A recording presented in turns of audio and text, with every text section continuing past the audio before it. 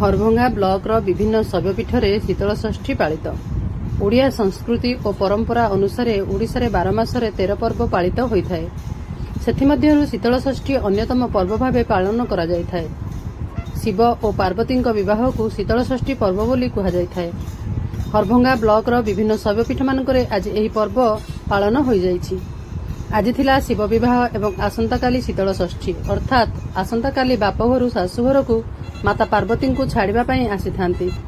पश्चिम ओडिशार संबलपुर रे एही पर्व को खूब धूमधाम रे पालन करा जायथाय।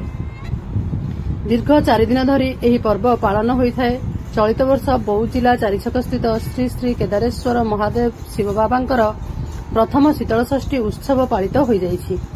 तेणु आज कांपल्यवासिनी मां पार्वती बड़ भाई जगाबलिया महाप्रभु को निमंत्रण होइथिला। तेणु आज समस्त श्रद्धालु भक्त भाई भौणी उपरबेला 4 घंटा समय श्री जगन्नाथ मंदिर रे एकाठी हेबा परे भौणी विवाह भार धरी शोभायात्रा रे बाहरी केदारेश्वर बाबा मंदिर रे पहुंची विवाह उत्सव रे योगदान करथिले। परे सेठारे कन्या पिता घर लोके स्वागत करबा सह मंदिर को पाछोटी नैथिले। सेहीपरि हरभंगा ब्लॉक रो हरभंगा, बुरबुड़ा, चारिछक, तळगां, धलपुर आदि विभिन्न शैवपीठ मानकरे शीतलषष्ठी खूब धूमधाम रे पालित होई जायछि।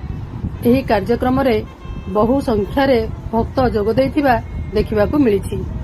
बौद्धरू बैद्यनाथ सामलଙ୍କ सहित हरभंगारू चित्तरंजन सिंह का रिपोर्ट, मो जिला खबर।